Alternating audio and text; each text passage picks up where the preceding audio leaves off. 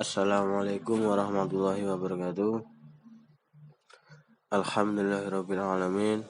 Wassalatu wassalamu ala asrofil anbiya'i wal mursalin sayyidina wa maulana Muhammadin wa ala alihi washabihi ajma'in. Amma ba'du. Pada kesempatan kali ini saya akan menjelaskan sedikit tentang proses legitimasi dan komunikasi. Yang pertama, pengertian dari legitimasi. Legitimasi berasal dari kata legitimasi yang berarti memberi kuasa pada sistem politik, proses penyusunan perencanaan, dan beberapa usulan untuk memecahkan problema yang tumbuh di masyarakat. Legitimasi juga berasal dari kata legitimation yang berarti mengesahkan program-program pemerintah secara spesifik. Teori legitimasi penting bagi organisasi karena teori legitimasi didasari oleh norma-norma, nilai-nilai, dan peraturan sosial, sehingga organisasi merasa keberadaan dan aktivitasnya terlegitimasi.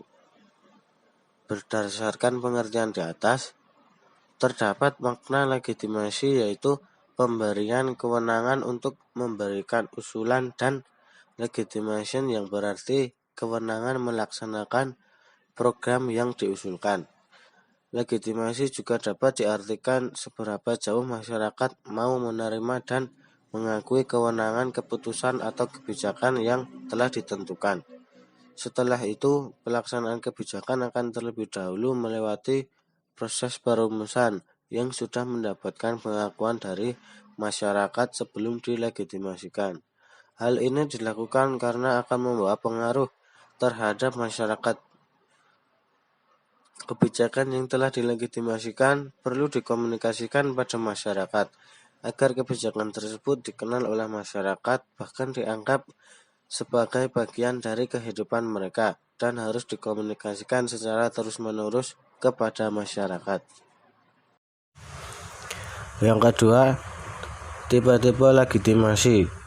Menurut Hasbullah, ada beberapa tipe yang biasa digunakan oleh pemerintah.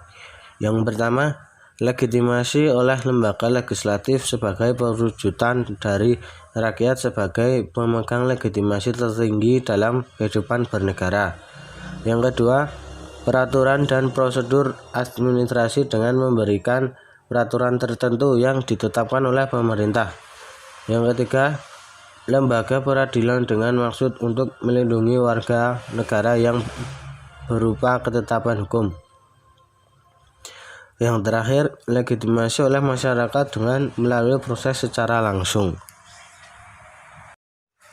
Yang selanjutnya, masalah-masalah legitimasi. Yang pertama, terdapat resistensi dan kecenderungan dari eks-aktor kebijakan yang tidak menjadi aktor. Mereka beranggapan bahwa apa yang dahulu telah dirumuskan dan telah dilaksanakan dapat dipertahankan hingga saat ini. Yang kedua, resistensi dari kelompok konservatif terhadap kebijakan yang baru saja dirumuskan. Hal ini terjadi jika kebijakan yang telah dirumuskan berbeda dengan kebijakan terdahulu yang dianggap sudah mentradisi dan sulit diubah.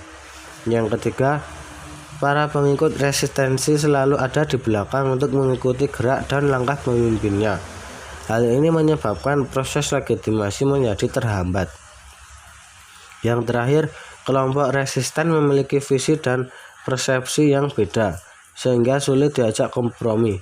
Jika tidak dikonfirmasi, legislator harus menegati kelompok agar mereka dapat bersama-sama memberikan dukungan terhadap kebijakan yang telah dirumuskan. Pada masa pemerintahan Orde Baru, disinyalir banyak kebijakan pendidikan yang dirumuskan tidak melalui proses yang wajar. Perumusan kebijakan tidak melalui proses yang lazim dilakukan, yaitu akumulasi, artikulasi, dan akomodasi.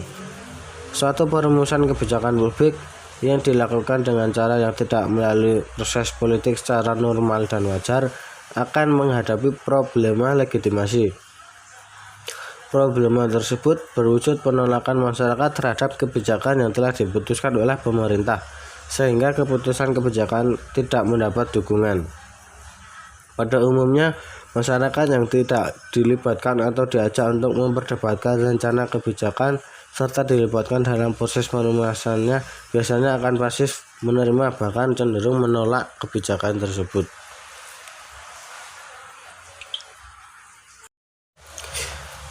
Nah, yang selanjutnya pengertian dari komunikasi. Komunikasi atau communication dalam bahasa Inggris berasal dari bahasa Latin communis yang berarti sama. Komunikasi menyarankan bahwa suatu pikiran, suatu makna, atau suatu pesan dianut secara sama pengantar. Sedangkan menurut istilah, komunikasi adalah suatu proses bertukar tanda-tanda informasi yang bersifat verbal, nonverbal, dan paralinguistik. Komunikasi kebijakan pendidikan adalah sosialisasi atas rumusan-rumusan kebijakan pendidikan yang sudah dilegitimasikan. Sebagai komunikatornya adalah para aktor perumus kebijakan pendidikan, sedangkan komunikannya adalah para pelaksana kebijakan pendidikan beserta dengan perangkat-perangkat dan masyarakat pada umumnya. Apapun bahan yang dikomunikasikan adalah rumusan-rumusan kebijakan, mulai dari konsidernya, isinya, sampai dengan penjelasannya. Sementara itu, masyarakat sendiri kemudian jika mengkomunikasikan rumusan kebijakan pendidikan kepada masyarakat lainnya. Rumusan kebijakan tersebut menjadi bagian dari kehidupan masyarakat. Oleh karena itu, mereka mengambil bagian di dalam pelaksanaannya. Selanjutnya, fungsi komunikasi. Komunikasi adalah faktor penting dalam keberhasilan implementasi kebijakan dan program pemerintah. Jika kebijakan telah menghasilkan berbagai gagasan atau usulan yang benar-benar realistis, maka fungsi komunikasi ini dapat dilaksanakan. Pada pelaksanaannya, gagasan kebijakan tersebut dipublikasikan kepada semua pihak yang berhubungan agar diperoleh suatu umpan balik mengenai gagasan-gagasan yang diusulkan. Pihak-pihak tersebut terdiri atas pembuat keputusan, para perencana, para pengelola, para peneliti, dan para pemikir, para pelaksana, serta masyarakat luas. Pihak-pihak tersebut ialah mereka yang secara potensial dapat menerima dan menolak setiap gagasan kebijakan yang diusulkan menurut pertimbangan masing-masing. Yang selanjutnya, model-model komunikasi kebijakan pendidikan.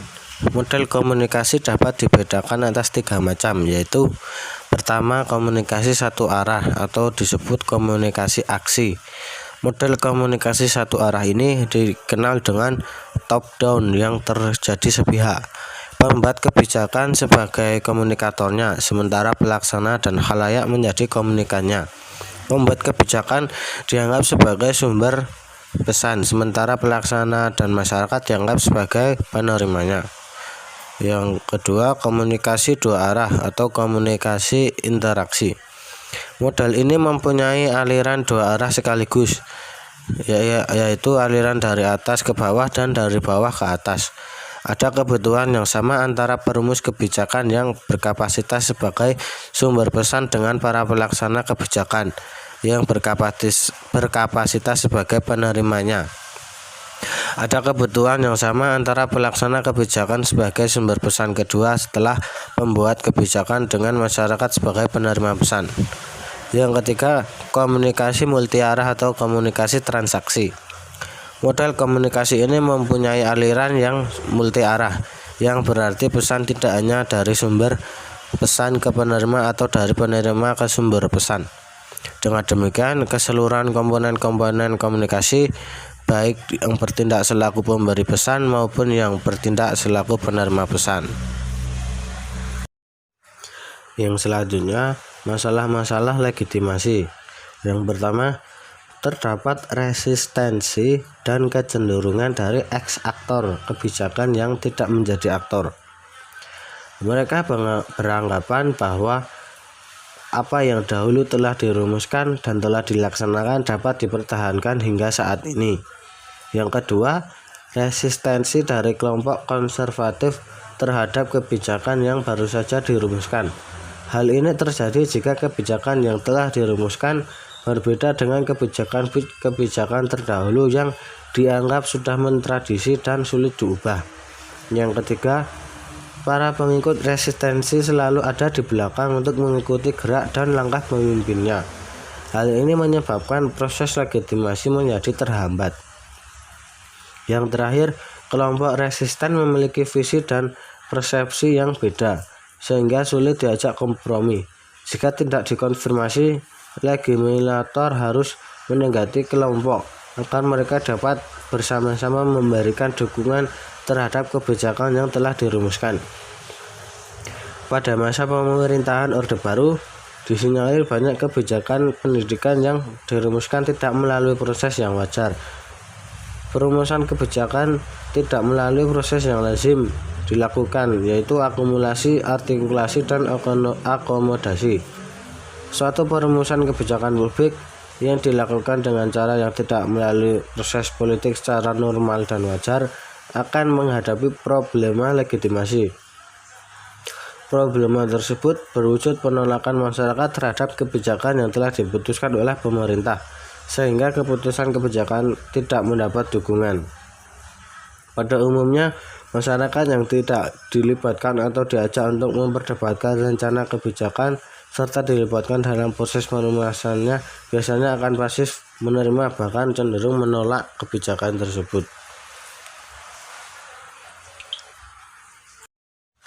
Kesimpulan, legitimasi adalah suatu proses pembuatan kebijakan di mana dimulai dengan pengusulan, kemudian melewati tahap revisi dan penyempurnaan, kemudian akan dipublikasikan kepada seluruh masyarakat agar semua pihak mengetahui dan setuju atau tidak jika dilaksanakan kebijakan tersebut. Komunikasi pendidikan adalah alat penyampaian informasi tentang kebijakan-kebijakan yang telah dibuat oleh komunikasi. Komunikasi memiliki peran penting dalam kebijakan pendidikan karena dari sini proses pelaksanaan akan berjalan, namun harapan tersebut akan sesuai jika komunikasi benar-benar dirancang dengan baik saat menyampaikannya, seperti sumber yang jelas dan keabsahan dari informasi tersebut. Dari materi di atas dapat kita ambil contoh kasus komunikasi kebijakan pendidikan. Kebijakan pembebasan biaya sekolah bagi siswa sekolah negeri di Jembrana tidak ditemukan kebijakan dalam bentuk peraturan legal formal atau dijadikan sebagai dasar hukum yang bersifat formal, khususnya bagi pelaksanaan kebijakan. Dikemukakan oleh para responden bahwa proses kebijakan adalah adanya instruksi-instruksi kepada kepala dinas dan terus ke jenjang administrasi ke bawahnya hingga ke tingkat sekolah dan disampaikan secara langsung kepada masyarakat. Prinsipnya sejak tahun 2001 Bupati memerintahkan agar staf sekolah negeri di Jembrana tidak boleh memungut biaya pendidikan dari siswa.